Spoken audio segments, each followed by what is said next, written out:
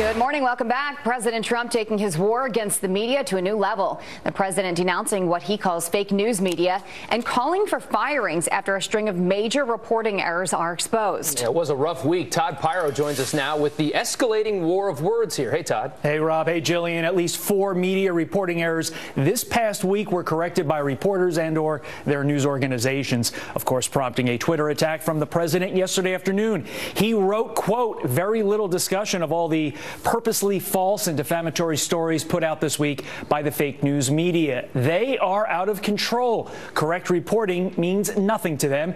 Major lies written and forced to be withdrawn after they are exposed.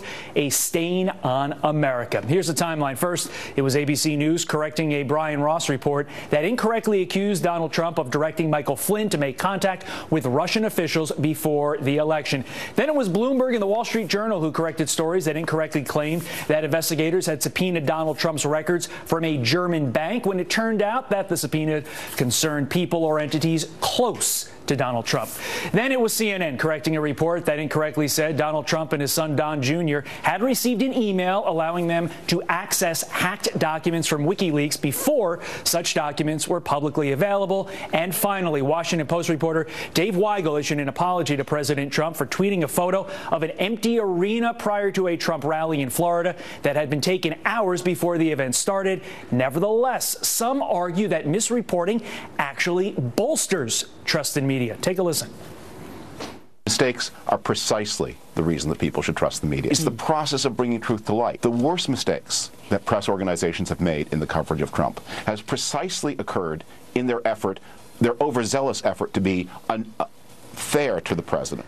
As you might imagine, that prompted Donald Trump Jr. to tweet out the following. "So this week is precisely why people should trust the media? Question mark, question mark, question mark.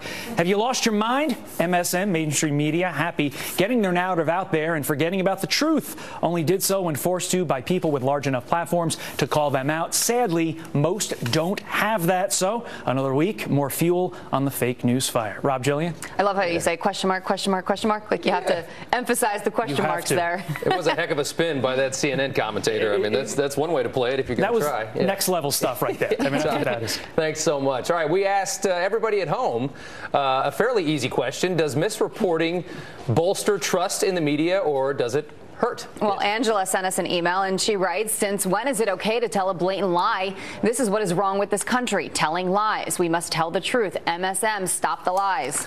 Troy on Facebook posting, "Trust in media has been hurt long before President Trump." And Vincent emailed us and says, "All of journalism is gossip."